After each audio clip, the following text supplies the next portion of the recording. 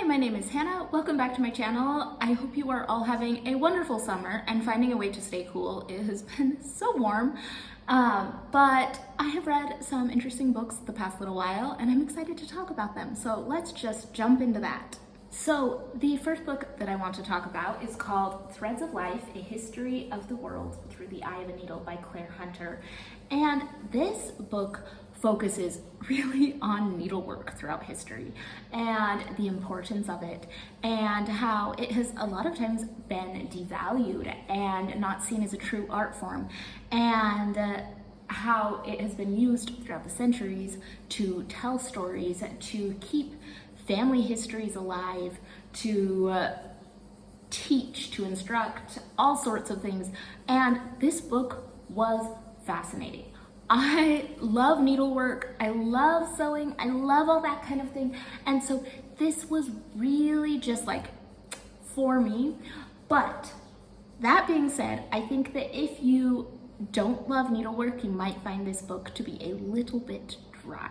So at times I was like, I might be a little bored, but then I'm like, oh wait, but that's such a cool fact. And then it ended up being fine. So I'm a little torn on this one being the best recommendation, everyone should read it. Did I think it was great? Yes, I give it all the praise, but I just can see that it probably isn't a universally loved kind of book. But yeah, if you like needlework, you want to learn about ancient tapestries, who made them, history of quilting, the history of needlework and how it's being used today and who's done it and how women have encoded messages and all sorts of things. This is involved. You can tell that this is a labor of love from the author. She loves needlework and wants to talk about it. So if you're interested, I enjoyed this one.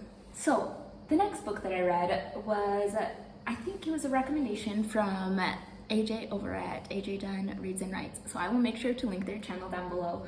I read The Book of Cold Cases by Simone St. James. And now I had read another book by Simone St. James a little while ago. Oh, I read The Sundown Motel and I enjoyed it. I thought it was pretty good, kind of cute. This one was very fun. Our main character, she is obsessed with true crime and she runs a true crime website, and it's all kind of coming from an attempted abduction that she lived through when she was a child. So in her small town, she runs into a woman who was accused of a couple murders 40 years ago, and she asks to interview this woman.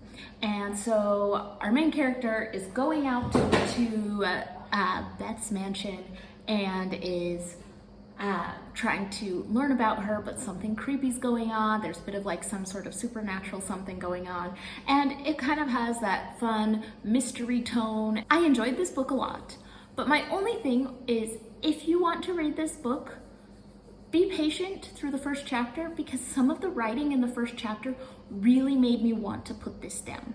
So I kept at it, and I'm really glad I did because I enjoyed the book. Overall, I enjoyed the book, but there was just a little bit of the writing in the first chapter, couple chapters, just made me feel like, oh, I don't want to read this.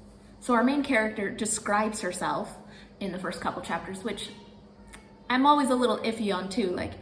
I look like this. It's a little bit weird. And she says, oh yes, I'm pretty, but not pretty enough to threaten other women. And for some reason, that sentence just made me kind of go, oh.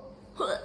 And then also just some of the dialogue that the main character has with her sister just felt very forced and very fake to me. It just didn't flow very naturally to me. Okay sis, I will come to the dinner. Don't put too much work into it. I don't know, it just felt a little bit forced to me. So it took me a minute because the first chapter grabbed me, the next chapter I thought, maybe I don't want to read this. And then I kept with it and ended up really enjoying it. So my criticism of the book is there were a couple things that threw me off in the second chapter. So if you're gonna read it, just push through because it ends up being a really fun book and a great time. So really enjoyed this one. So I picked up the book, The River of Doubt, Theodore Roosevelt's Darkest Journey by Candace Millard. And I had recently read another book by the same author, which was A River of the Gods, Genius, Courage, and Betrayal in the Search for the Source of the Nile. And I really enjoyed that book. But honestly, I think this one was a little bit better. I really liked this one. So this is following Theodore Roosevelt, and he's gonna go out to South America, and he wants to go on some sort of exciting expedition, and ends up being way more dangerous, and he almost dies. And it's the fun adventure kind of book with a lot of danger and excitement and a lot of historical facts and really well told. I think this one was just really, really well done. I think my problem with the book about the Nile was occasionally I just got a little bored, and this didn't give me that.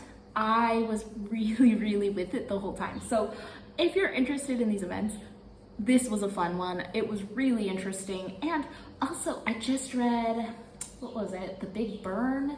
And it talked a lot about Teddy Roosevelt, and it was fun to kind of put those two books together. I thought that they paired well together and kind of gave you a lot of information about Teddy Roosevelt as a person and as a president and after, and I feel like I understand a little bit more about him, where before reading these two books, I really couldn't tell you much about Theodore Roosevelt other than he liked hunting and he started the Bull Moose Party. Like, that was all I really knew. If you're interested, highly recommend this one. Like, this was a 5-star read for me. Very enjoyable, very interesting. This next book is called How Not to Drown in a Glass of Water by Angie Cruz.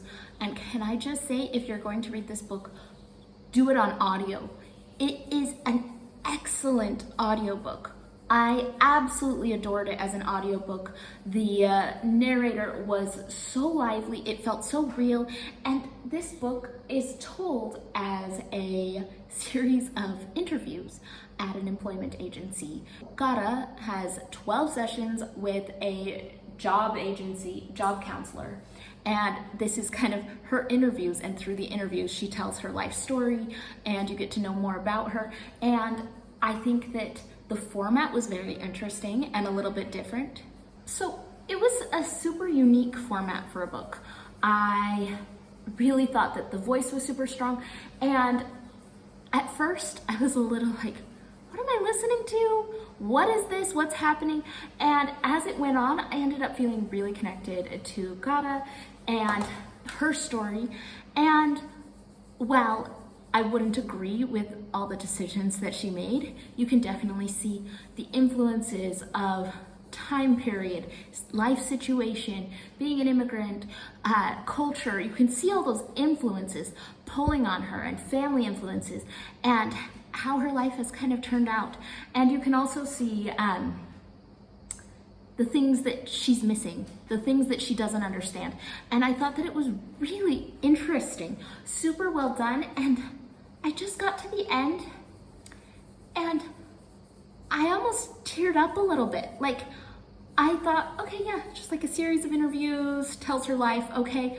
And by the end, I could feel myself tearing up just seeing how her life was turning out. And I am surprised how much it really affected me. So I was very surprised that this book was so good, because it just at first felt a little weird and I wasn't sure if I was going to love it. But I ended up really enjoying it and thinking it was definitely worthwhile. The audiobook was delightful, so make sure to check that one out. And yeah, I highly recommend this one. It ends up being 5 stars for me. And those are just a few of the books I've read in the last little while. If you have read any of these books and you have any thoughts on them, please let me know in the comments down below. And hopefully I will be back soon with another book wrap up and a couple discussions. I have some visitors coming and I might be doing a video or two with some special guests. So I should be back soon, and I will see you all on the next one.